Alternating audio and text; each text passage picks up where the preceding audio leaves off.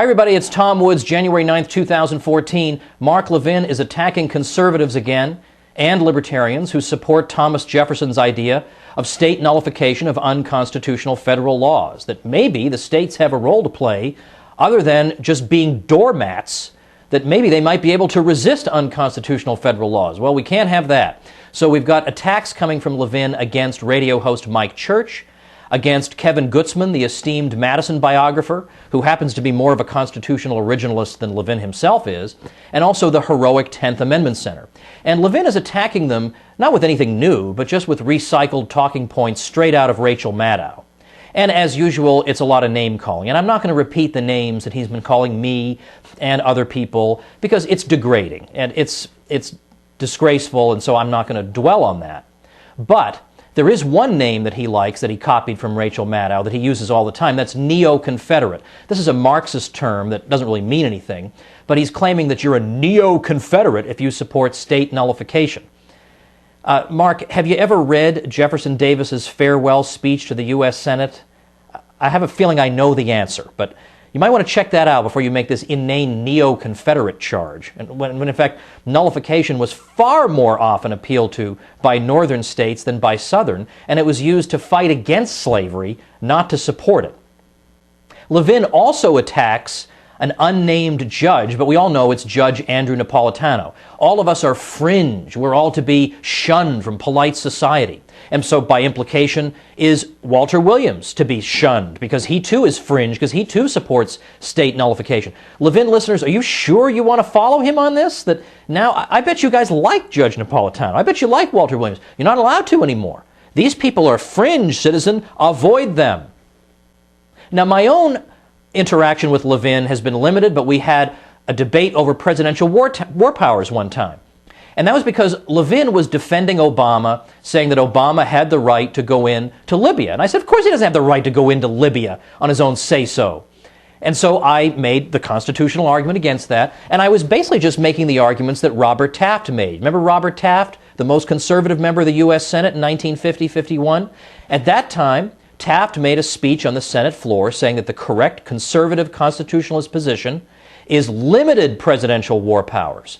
Now, who attacked the conservative Robert Taft? The left liberals, who said, no, we need expansive presidential war powers. So Levin is taking the left liberal view, so I couldn't let that stand, so I jumped in and I defended the conservative Robert Taft. I defended the arguments that Taft had made. So we had a back and forth, and Levin would call me names, then I would make some arguments, then he would call me names, and I would make some arguments, and yet he would never link to me. On Facebook, he would have all these denunciations of how terrible Tom Woods is, but he would never link to what Tom Woods had written.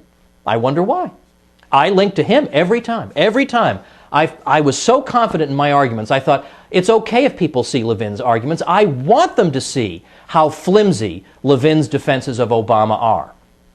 Now look, Mark, if you want to repeat Rachel Maddow talking points, or you want to endorse Orrin Hatch, who voted for TARP, or you want to defend Obama, you go right ahead. But the name-calling has really got to stop, because you're putting your listeners in a very uncomfortable position. They're running all over social media trying to defend you, but it's very hard for them because they know deep down that it's wrong to call people names and be childish like that. And in fact, none of us, it wouldn't occur to me or to Kevin Gutzman or Mike Church, it wouldn't occur to us to call you a name.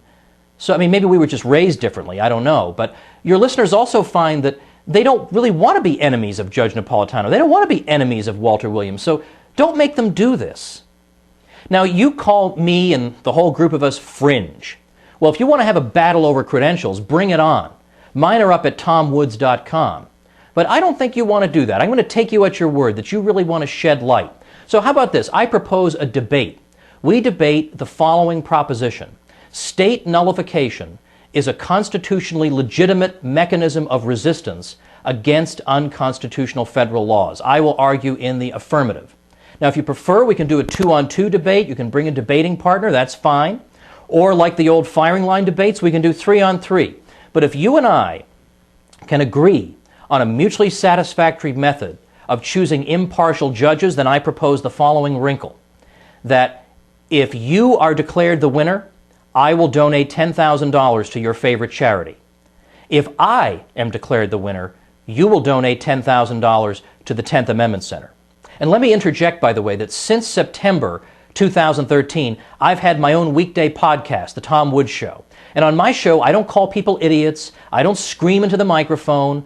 I don't insult the intelligence of my listeners. I don't presume that my listeners must have IQs of 70, and so the only way I can keep them listening is by calling people names and acting like a child. No, I treat my listeners like adults. And every day I eviscerate government propaganda, whether it's about the economy or whatever. And I do it at a level you will not see done on the Mark Levin Show. And on my show, you won't hear imitations of Rachel Maddow, and there won't be any TARP endorsements. So while you're thinking about it, head over to TomWoodsRadio.com, check out the archive, and then click on the link we have there so you can subscribe to the program on iTunes. Meanwhile, I've set up a page to teach nullification to Mark Levin. Where am I going to teach nullification to Mark Levin? Well, of course, in my Liberty Classroom. Where else? So the special page you can look at yourself at libertyclassroom.com/Levin. I think you'll like the resources there. Plus, I have a coupon code for the site there using Levin's name to give you a discount. So check out libertyclassroom.com/Levin. All right, Mark, that's my proposal to you. Debate me. 10 grand for your charity or 10 grand for the 10th Amendment Center. Oh, and Mark, better get your checkbook ready.